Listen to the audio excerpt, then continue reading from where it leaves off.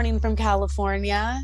I hope everybody is doing well. Thanks for tuning in to Weird Mythic Podcast. I'm Naomi. I'm with Serena, and we are joined by the awesome Sarah from Weird Horizon. Say hey, girl. Hello. Hello. Thank you for having me. Yeah, thanks for, doing our giveaway and participating in that. That was awesome. I hope you enjoyed your merch, and we really like your you will shirt, enjoy it when it gets there. When it gets there. I'm across the other side of the globe, so I know. You could see that it's like coming across the ocean, very slowly. Yeah. It'll get to me. Eventually. Well, I'm excited to have you on the show. Do you want to talk about your show a little bit before we get started? Yeah, I guess I probably should say something really quickly before we get going. Yeah, so I'm from Weird Horizon, so weird again. But basically what I do is sort of deep dive into the history on some paranormal and sort of conspiracy theory, the actual theories themselves. So try and look at where the theory came from and how it changes over time and how people's perceptions of the theories change as well.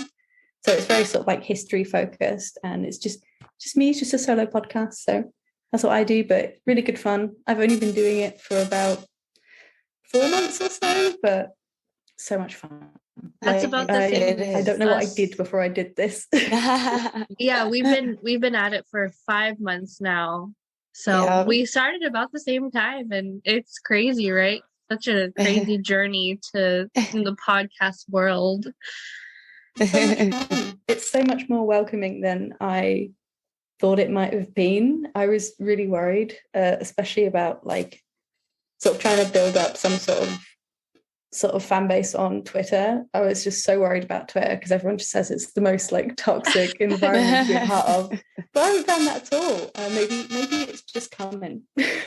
I agree with that. Definitely. I agree as well. I feel like the podcast community is just the best community I've ever been a part of. And I feel like we say that in almost every single episode, at least our early episodes, because that's really where we started, I feel like, with Twitter as well, where other podcasts will just reach out and give you advice. And I'm like, thank you. It's so nice. And everyone's been helpful and so kind, and like I was really worried that anything you put out there is going to immediately be met with loads of people just picking it apart, but it's not been like that at all. It's been lovely.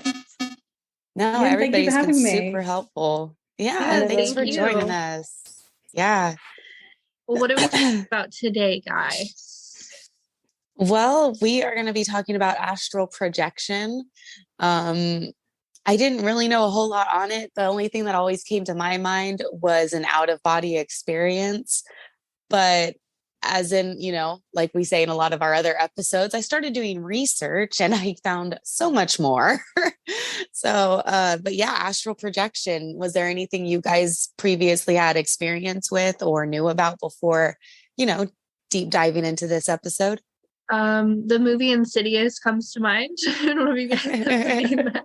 That's always what I go to because I feel like, I don't know, I feel like I get nervous when people talk about astral projection and kind of opening up your body to like what you don't really know. Like nobody knows what you're getting yourself into. I feel like the first time people astral project, you can only be so prepared.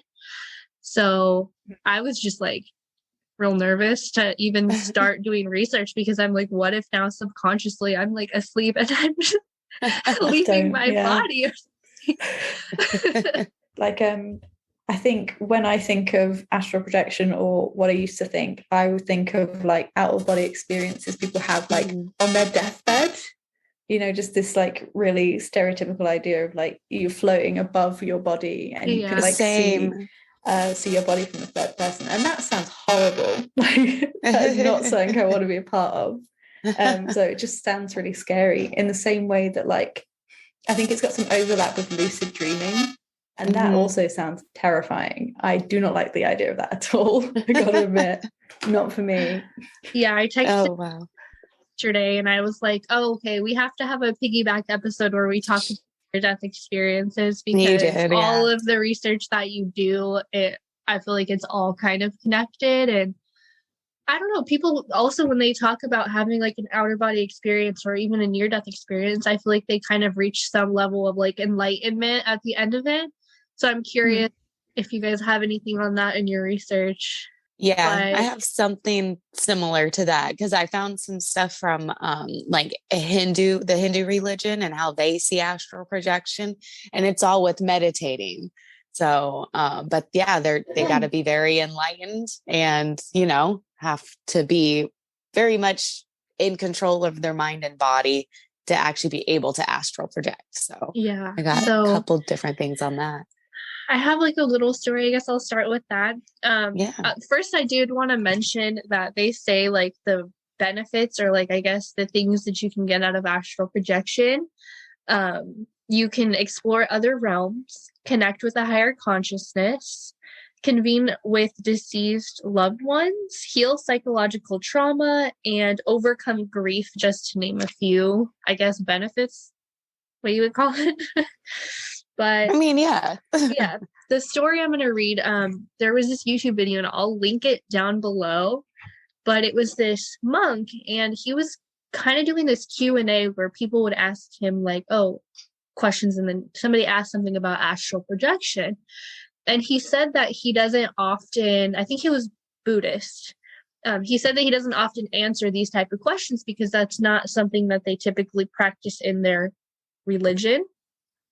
But he said that when he was a teenager, he did have an experience. So he was lying in his bed and he would imagine that his bed was rocking back and forth like this, like a hammock almost in his mind. And he said he would just lay there for hours and just imagine that to the point where it started to actually feel like that was happening. And eventually he said his mind left his body and kind of floated downstairs. So they always talk about like you're floating out of your body, right? Yeah. So he floated downstairs and he saw his younger sibling was pouring a bowl of cereal. So he was pouring the cereal, pouring the milk, and then he turned around and he knocked over the bowl onto the ground and it shattered into a bunch of pieces. He floated back upstairs, re-entered his body, and then he walked downstairs to then see his sibling pouring a bowl of cereal, pouring the milk, pouring the cereal, only to turn around and knock it down on the floor. So not only did he kind of have this outer body experience, but it seems like he like witnessed the future or something, So I thought that was interesting because not only did he enter this other astral plane or whatever you want to call it, but he was in a different time. So I don't know what you guys think about that. I kind of want to know your thoughts. Yeah, I mean, I think it's pretty wild that as soon as he woke up, goes downstairs and he saw the same thing happen. It's almost like deja vu, but I don't know. It was, did he like manifest that to happen? Like he thought like he's going to knock it over and then it happened, but he did see it all. Yeah, it was like the exact same, like to a T what happened. That's spooky. It's crazy. And I wouldn't even like chalk that up to a dream or nothing. It's just strange. No, because I mean, he was clearly awake and I think he was in such a deep meditation. I think that's what it is. I think you need to kind of be in this meditative state to get to that level of your mind relaxing to where you're able to kind of disconnect. But I don't know about you guys. I don't think I could ever get that calm. Ever. No, so calm that you can see through space and time. Yeah. No, I don't think they have guided meditations and stuff like that on YouTube where you can kind of like try to get there, but I get distracted so easily that. Did you try one? I tried one. I didn't get anywhere with that. No, that was with the past life regression. I was like, I hear people outside. I need to go clean. Where's my birth certificate? Like everything was going through Where's my mind. birth certificate? I was like, there's no way I can get there. Oh wow! I did the past life regression one, and I did it through YouTube. It wasn't that easy. Like you really do have to. I had to have all the lights off. I had something over my eyes, and I had to like practice my breathing, but I don't know, to consciously make yourself so relaxed that your mind leaves your body. That's very relaxed, like I very, need very a relaxed. very strong edible or a tranquilizer. Something. Then you just pass out. Yeah, then I'm sleeping at that point. Well, no, I like that story. I don't know exactly if we wanted to go ahead and get into some scientific stuff or not, but I have a story that's kind of similar that is with the Hindu religion. So I'll just kind of get into it, I guess. So, there's so many different types of gods in the Hindu religion, and one of them is Drona. And in one of the famous Hindu texts, they talk about this big war that is between like multiple gods fighting each other, and humans are also involved in this war. Well, Drona has his son who is also, fighting in this battle. And as the story goes, is they're all fighting, and one of the other gods like cries out to Drona that his son has passed away. But it's also like kind of up in the air if he met his son or the elephant that was also had the same name as his son. So okay. Drona, I know, right? I'm like, so I was a little confused there, but Drona was like really upset at this point. And it's in the middle of battle, and Drona decides to meditate and calm himself down because he wants to go find his son's body in the middle of this battle so that, he can, do what you're supposed to do, I guess, and go pick him up, take him back home after the battle. But as he's in this meditative state, he like leaves his body. And as he leaves his body, another god comes by and decapitates him. And then he dies. Ooh. So I'm like, oh my gosh. But Drona, I guess, actually did leave his body. People saw that he left his actual body. Yeah, his body. But they saw him leave his body to go find his son in the middle of this battle so that he could go find his son and all that stuff. But they saw him leave and then decapitated him so that he couldn't fight anymore. And I'm like, that's such a cheap shot. That really is. That is absolutely getting someone they're down, isn't it? Like, you're out of his body, get him. Like, yeah. And then, we're just gonna decapitate you now. And I'm like, the hell? But how relaxed do you have to be in the middle of a battle to have your astral body leave your physical body? It's just, you got to be very relaxed, I guess. I need to meditate more. I don't know. I couldn't do that in the middle of a battle. I think some people do it unintentionally as well. I was watching this one video. I forget what her name is. I'll send it to you guys though later after this. But she, like, as a child would do this randomly, and like she was so frightened because she didn't know what was going on, right? So I don't know if you maybe if you're that practiced, you don't have to be in that meditative state, and in a past life he was like the best freaking astral projector ever, and then just carried over to the next life. If you believe in that. Maybe. I mean, maybe it's easier for kids to go along with as well, because like from what I was reading about people talking about their experiences, it's like if you achieve like out of body, if you think about your body, you just snap straight back into it. You're just like, boom, you're right back in your body. I don't know if like just kids can kind of just roll with it a bit easier. Like, this is a weird experience, but like, just go along with it. They're not immediately like, oh, I'm out of my body. My brain has left my body, and then snap right back to it, because I couldn't do that. If I had the realization that my consciousness had left my body, I'd be back in my body straight away. I agree. Do you know what I mean? I don't think I'd be able to be that relaxed about it. Like, right. If I was, my body's fine over there. Yeah, no, I'd have to be in the same room. I need to see my body to make sure no one's decapitating me or what. Yeah, right. Or have someone look after you. Oh, that's true. Yeah, you could have somebody. Naomi, come hang out with my body. Don't worry about Serena. She's just astral projecting right now, guys. It's fine. She'll be back momentarily. I wonder if you were to like say we were on a Zoom call and I'm, astral projecting. I wonder what you guys would see on your end? Probably just imagine I'm just like comatose. Just Serena asleep. She says she's in the meeting, guys. I don't know. Sorry, I can't be there. Just astral projecting.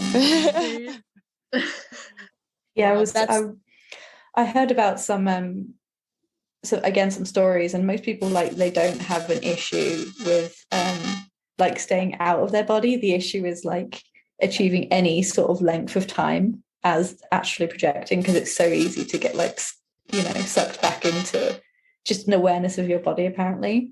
But I was watching a video and they were talking about some guy's experience astral projecting, and he like apparently went on a big adventure just into the universe, like out of his body into space, and just went for like 10 days just into the universe apparently, and his wife was just at home just taking care of his body. What? For real? For 10 days? How do you just the level of just like casual stuff. Oh yeah, he's been gone about a week. That's a bit He'll longer be than back. usual. Like I'll give him 9 to 10 days to try and wake him up. That's a legit 7 to 10 business days. He should be back. Like, yeah, you could ship him anywhere in that time. Like, he should be back right now. So did he say like what he did when he was astral projecting? Like he just went on an adventure throughout the universe? Did he like experience any the universe apparently, and sort of like just expanded his consciousness? But like if you're at the point where you're like literally traveling through the universe, I'd worry that you'd like lose consciousness and lose sort of track of who you are. Because imagine you're just like floating through the void of space. And why go back to your body at that point? Yeah. Right? And you go back and then you have to go to work.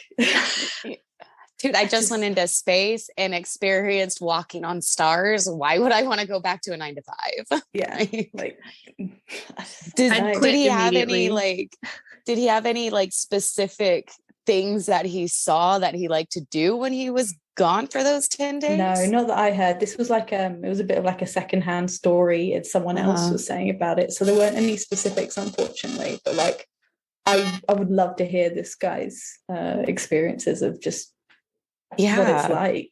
Like that would just be a very weird experience. Have you guys? I would think so.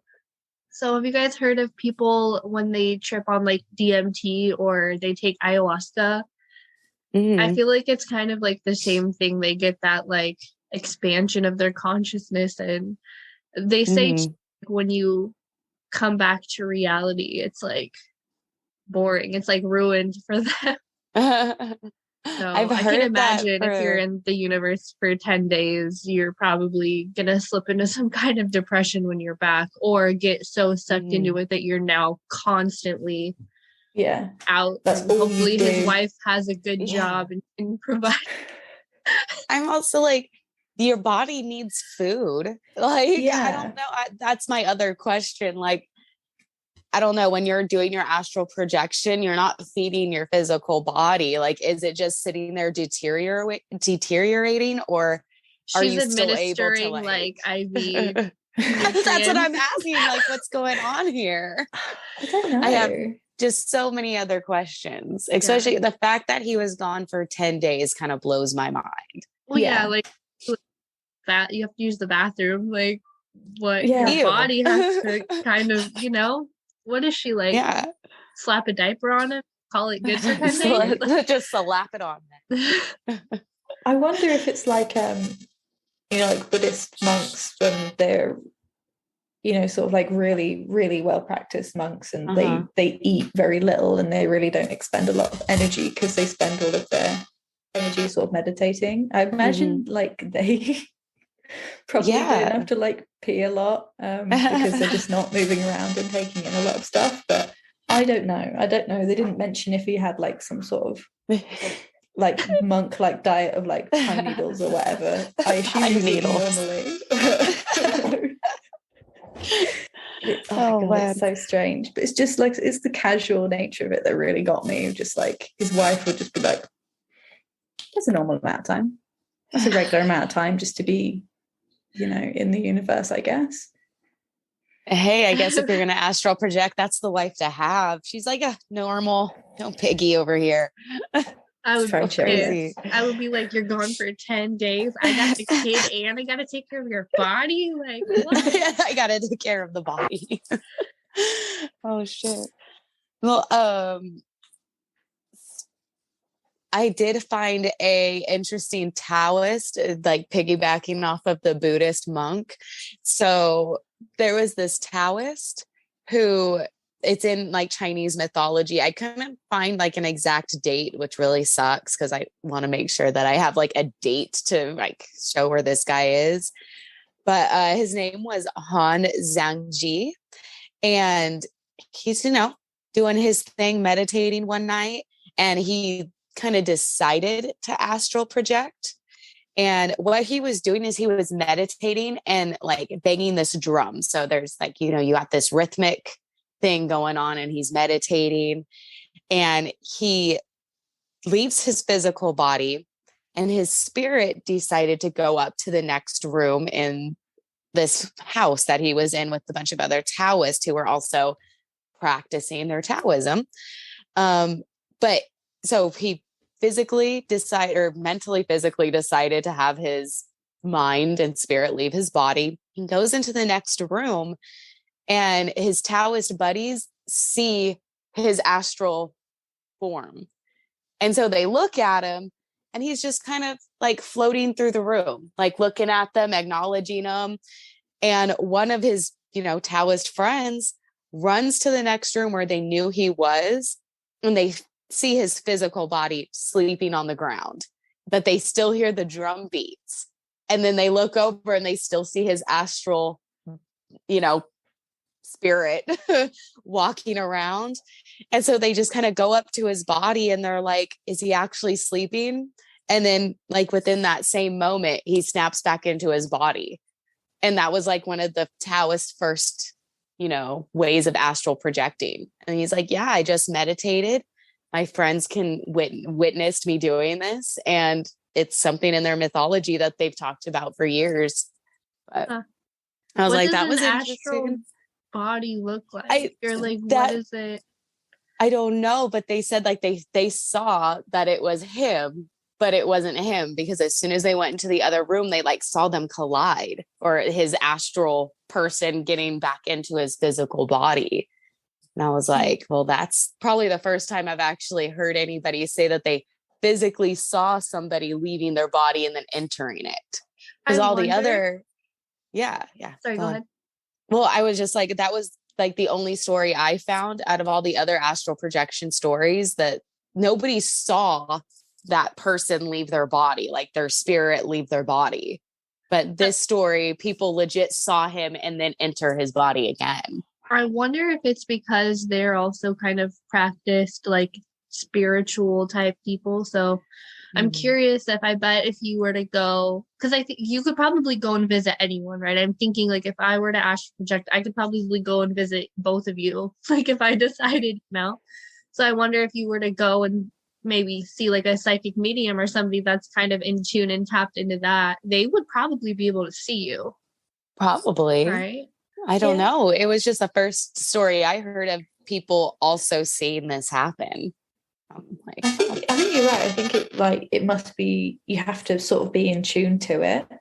Because some of the stuff I was reading about, like the soul retrieval side of things, of like reuniting people with parts of their like soul that sort of fractured off due to like trauma response, basically, and how like there's an overlap between this and ghosts, and the idea that people's souls can sort of be untethered from a body, just sort of floating around in the astral plane. But you have to be sort of sensitive to it to be able to pick up these souls that are floating around. So like say maybe it's just the fact that they're all sort of quite in tune to it already, so they were able to see this body, whereas it's probably why we don't see people's astral bodies just wandering around generally. Otherwise, I think it'd be quite easy to prove, wouldn't it? Because you could just like literally film it. Yeah, you would have more witnesses. Being like, oh no, dude totally left his body, and then I saw him get back into his body. Yeah, you could just do it on TV, you know. Just put them in a room and then film them just walk in through another door. Like, there you go, done it, proved it. If only it was that simple. I know. I feel like I want to try it almost just to like be able to prove it to people. But yeah, how would you? I mean, it's energy though, so there should be some way to be able to capture that. Yeah. I found a study actually where in 2014 in Canada where they tried to prove that somebody can astral project. Yeah, 2014. So in the Ottawa School of Psychology, it was pretty much this woman, and she thought that everybody could astral project. She didn't know that people couldn't do it. So Wow. pretty much, yeah. So pretty much how it started out was when she was a child and going to primary school, she would get bored and leave her body to get out of school. And I thought that was the most wholesome thing. Like, I really same. don't want to listen to this teacher. I don't want to learn math right now. I'm just going to tune out. So fully tune out. Like, fully tune the hell out, dude. So as a child, she did this, and it wasn't until she actually went to college that she realized not everyone was able to do this. So they got this study together, and pretty much the way that she described it is, as an adult, she would do it before going to bed. So she would just pretty much lay down in bed, get extremely relaxed, and she would feel herself sort of moving and vibrating, kind of like a wave almost, but also like it's just her body that's moving. It's not everything else. It's just kind of her body moving and shaking. And then she just kind of said that she would float off and she would go just visit places and go do things. And then when it was time to wake up, I guess, she would get back into her body. Would she be like extremely tired when she woke up? Because to me, I feel like I would be like freaking zonked the next day. No, she never said that like the next morning she wasn't any more or any less tired. It was just something that and she even said it wasn't every time she went to sleep. It was when she felt like it. So she really had this totally under control. That's crazy. Like, yeah. Just so a natural. Just a natural thing. She, like I said, she did it as a kid. She thought that everyone could do it. She didn't even like openly talk about it to people because she thought it was such a normal thing for her. So by the time she got to, college, she's like, oh, this isn't normal, I guess. You so don't do that. Yeah. I guess not everyone has that talent. So in this study, they were really just studying, of course, brain pattern. So it was kind of like, how they do sleep studies. The person's going to be hooked up to everything with their head, all the bells and whistles. And she's, pretty much when they were doing this study on her, they had 3 other people in the study also to try to also astral project so that they could read the brains of them, compare it to hers. And they did find something interesting. Okay, I'm not a scientist, and this was a very scientific study. So basically, they did all these MRIs, and what they found is there was some activity in her brain in the area where you would feel and touch things, because she said that she could go touch things as she was astral projecting. So what they asked her to do is, when she's astral projecting, is to go touch something. So when she would touch something as she's astral projecting, they could see the movements in her brain of touch. Oh, so wow. I thought that was really freaking cool. I was like, I don't know if that proves or disproves anything, but it's interesting. And they said like the other people who they did the MRIs on, they didn't really have those same findings. So what if she touched like fire? Would it be hot? Like, would she still react the same way? Because there's no nerves or anything like that in your astral. So like, could you just touch anything? I don't know, and it didn't specifically say what she touched. It just said, I don't like, know go why. and grab something. What did I she don't know touch? what she grabbed. I don't know why my mind goes there. Serena's like, I'm gonna touch all the things I can't touch when I'm Like, ooh, electrical sockets. Let's see what happens. like porcupine or something. Oh my gosh.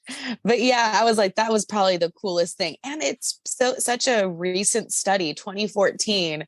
I was like, Yeah. good for you guys. It was just, I have it here. We can post it. I can send it to you guys if you want to check it out. It was a really interesting read, but Well, I had to, find some definitions between some of the words. It just shows you too, because that is so recent, where we're going with things in the world. Like, people are starting to be more open-minded and kind of like expanding on what they, information that they want to know, for the fact that a scientific study was being performed. Like, that's something you probably never would have heard of back in, the 50s. Yeah, definitely. They would have been like, witch. Even really like always witches, but even like 10 years ago, been like, hey, I can astral project, let me prove it by doing an MRI. People would be like, why would we waste time? Why would we waste scientific time to see if your spirit and your mind can leave your body? You'd be committed instantly to like psychiatric hospital. Yeah. But I was like, that is just so cool. But yeah, they found brain activity in that part of our brains that she touched something. At least that's what the MRIs were showing. Yeah, I'd go and touch a tiger or something. I couldn't. Oh my gosh. Oh wow. Tell me you never wanted to pet it. Come on. I didn't say I wouldn't. I just like, I don't know what I would want to do if I could astral project, what I would do. What would I want to do? I don't know.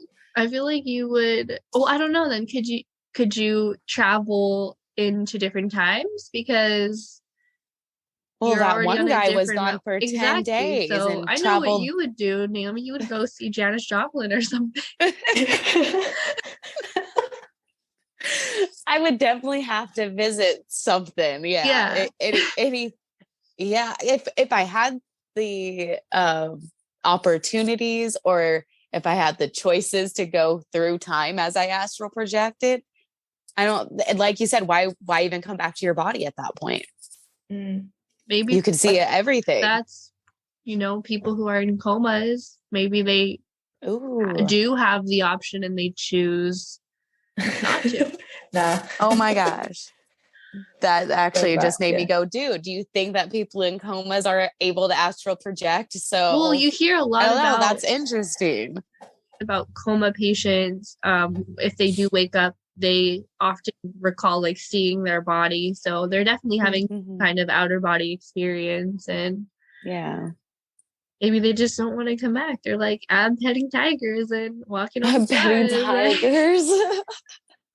I guess it depends on how intentional it is, isn't it? Because like there's like the division between like out of body experiences and the idea that they're mostly sort of like unconsciously come about, and then like astral projection is like you consciously train yourself to be able to do it. So like I don't know if maybe you had an out of body experience, whether it's possible to not be able to go back because you didn't you didn't consciously bring it about. So I don't know if it would be possible to get stuck. That's where my brain goes. Or if you get lost and you just don't know, even if you're astral projecting and you go too far. Like that guy, he was going about the universe. Like, how did he know how to get back? Do you have some kind of beacon that you're, oh, my body's over there, I know, you just kind of know? Right. Or what if you come back to your body at a different time? Like if you come back to your body like a year earlier or like a week earlier, and you come back to your body,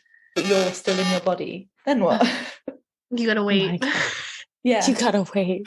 Just patiently, you're like, I always feel like something's watching me, and I don't know what it is. And that goes back to the whole question that if you are able to astral project, can you go through time? And then what happens if you if you're in some sort of your own timeline and then you go back to either, like you said, a week ago, what if it was a year ago? Mm. What if you make friends and you don't want to? Can you connect with other people? So say me and you guys both, we all, astral project at the same time. Could we all meet up somewhere? Like, oh, here's our location. Let's go hang out in the astral plane. Like, I don't see why not, right? It should be the same kind of level, regardless of. I guess it depends what the astral plane is. It's like, technically I don't know the enough fifth about dimension, right? I think it's like the fifth dimension. So it's something that's always there around, but you can't see it because you're not on that plane. I don't know if it's like bound by time or like space as we know it, or like, because if it doesn't really exist in the dimensions that we know of, is it possible to meet in the same place? Like, does place really exist? I don't know. Time like, sure as shit doesn't. So I guess not. That's crazy. So, like, you could be in the same place, but outside of time, like, how could you meet up? Yeah. I mean, in theory, you should be able to meet up. I mean, if everybody's maybe if we all did it at the exact same time. Yeah. Maybe. Yeah, I don't know. I didn't see or read anything about. Yeah, see, like we did today. All right, so everybody get up at this time, and then we're gonna meet up. But yeah, it's like, I don't know, if we are all able to astral project, why not meet up at the same spot? It's very interesting. I never even thought about that, but I never came across any stories of friends able to astral project and meeting up, because that would be very interesting. But I feel like we would have heard about it, right? If that was like a thing that people were doing, we probably would have heard some kind of, in the three of our research combined, I think something happened. I've heard about people experiencing similar things, like people meeting a person in the astral plane, and then them like individually meeting the same person or seeming to go to like the same place on the astral plane. But I don't know of anyone meeting someone else who is astrally projecting, because like you're saying, there's people saying you can meet up with sort of like relatives who have passed on and stuff like that, but not I haven't come across anyone who say they've met up with someone else who's actually projecting.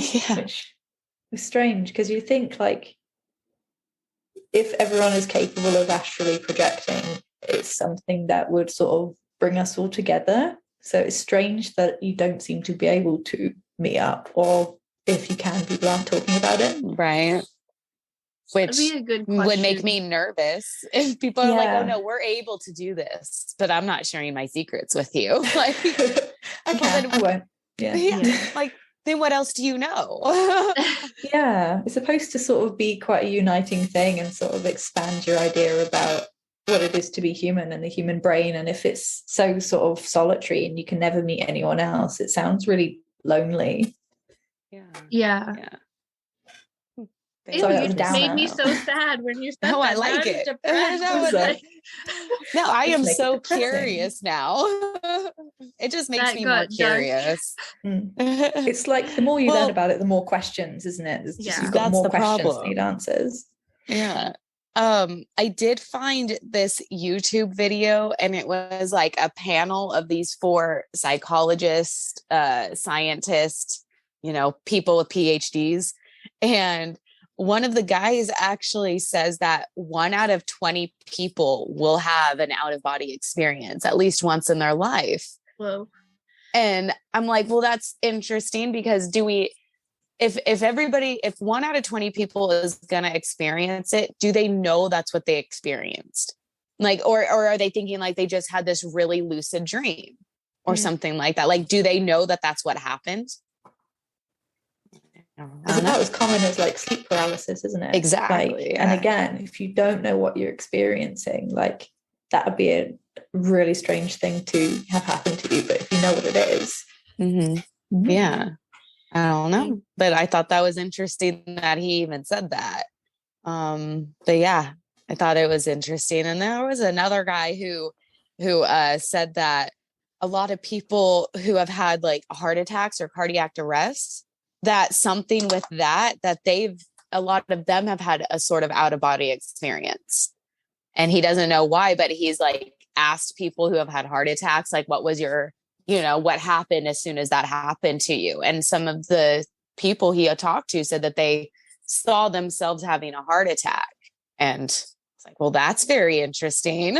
Like you're that scared when your physical body is going through something. Are you able to just leave it so you don't feel that pain? I was going to say, maybe it has to do with the pain, and because, you can kind of, you can like black out and your entire body shut down and your brain shut down when you're in pain. So I don't see why you wouldn't be able to like disconnect to not feel that. That raises the question then, can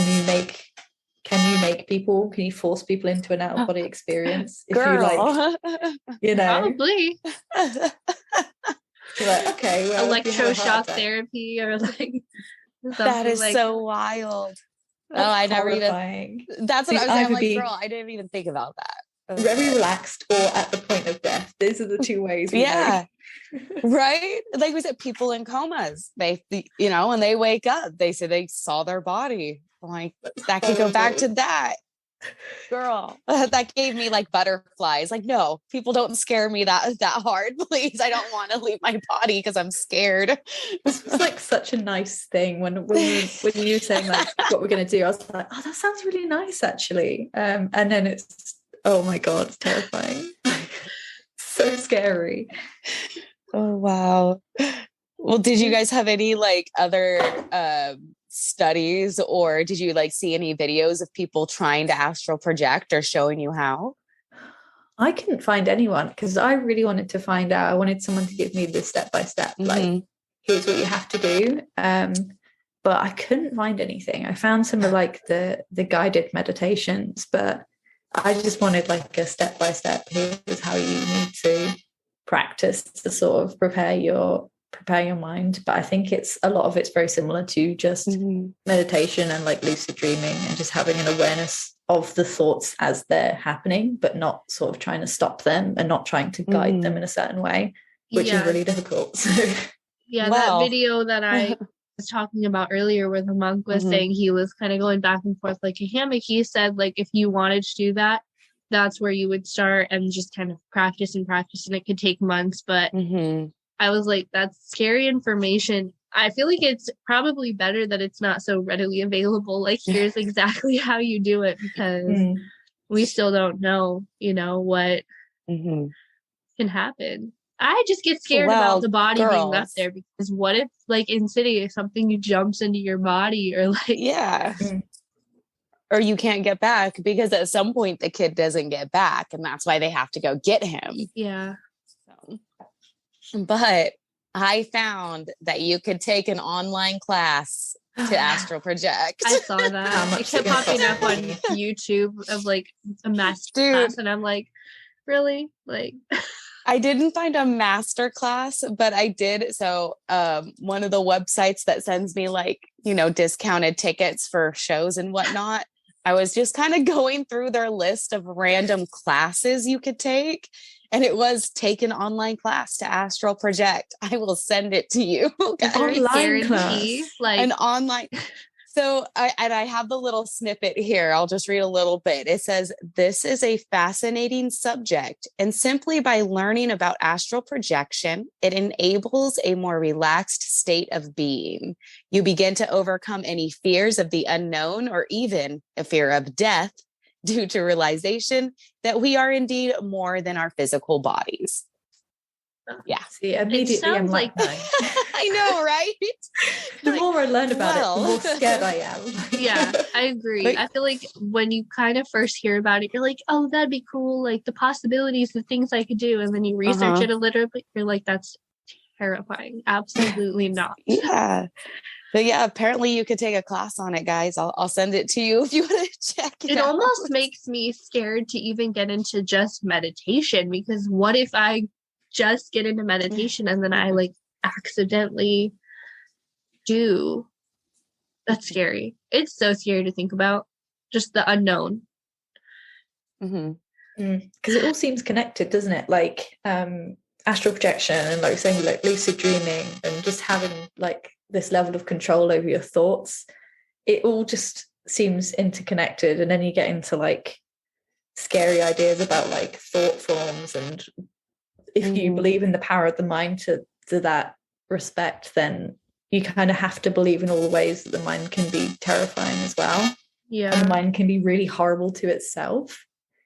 And it's sort of like, yeah, it opens a door to say, yeah, you have a lot of control over it in some ways, but also this is your mind and all the ways it can be horrible to you on a daily basis. Like, let's just expand that into a whole other dimension. Well, yeah, we don't even use the full capacity. So imagine you're unlocking a little bit more. That's scary.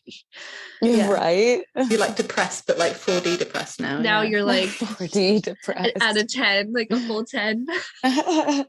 You're like, not only am I depressed, but my astral projection person is also depressed. I think I got more depressed when I went into the universe because I realized I'm this small of a person that I got to walk in the galaxy. Like, I feel like you must not, though, because I think when you end up expanding your consciousness to that level, you kind of realize everything is connected. So I feel like you might not. Okay. When you said, oh, it has to be lonely, I feel like it wouldn't be, because essentially everything's connected. You know, we're all connected, everything, the plants, the stars, everything, right? So I feel like it necessarily wouldn't be a lonely place knowing that. And you must, when you're in that universe, you have a different type of knowledge, you know? Yeah, I guess you'd have a different sense of self, really, what it means to be a person. You'd have so to if anything, I feel like it might help with depression and anxiety and that type of thing. Yeah, I have anxiety about astral projection, so I don't know what I can do. But for other people to get to that state of relaxation and to be that self-aware of not only your physical body, but your mind and spirit, that could be something to take off or to help with depression or anxiety. I feel like it would. But then what if you end up reliant on that? You're like, oh, I need that escape all the time. Like that guy who was gone for 10 days. He had to be some kind of reliant on it to be gone for that long. Something. So. What was he trying to escape? Or was he his wife? No, just well, I'd be so offended. If my husband like just skipped out on me for like 10 days and didn't even think to say anything, I would be so offended. Like I had so many plans. We were going to go somewhere. Like, right. My petty self would be like, I'm not taking care of your body. Like, what? That was how I would be. I feel like, well, dude, you left. Like, what do you think was going to happen? I got my own life to live in my body. So note to everyone out there, if you're going to astral project, just tell your wife. Don't make it a surprise. Someone. I feel like you should tell someone, because like for me, if I was going to do that, I would like tell someone, hey, if I come back and I'm not myself, like I'm acting, kill me. Just kill me, because oh my God. Me, like, you're so worried of something taking over your body. That's my biggest fear. I mean, why not at that point? You better pretty know, wild.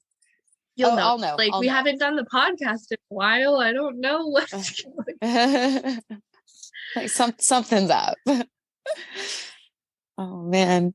And then like, so in some of like the research I was doing, I also found, and it actually kind of reminded me almost, we did that show, we did the episode on doppelgangers, and some of this, like I found a Japanese folklore about, it's called an ikiro, and it's the soul of a living person leaving their body, but sometimes it's for bad things, to be malicious. And they're like leaving their body to go fuck with somebody. And then they can come back to their body and laugh about it later. Like there was a story I read of this woman who was mad at this guy because he rejected her. So she decided to astral project and have her Ikuro soul leave her body to pretty much play jokes and pranks on that guy. And then she would just come back to her body and laugh about it. Like, that's just not cool. You could totally catch somebody cheating, though. If you were like suspecting that your partner was cheating on you and they went out, you could just follow them in your astral body and find out what they're up to, right? I guess. But you could.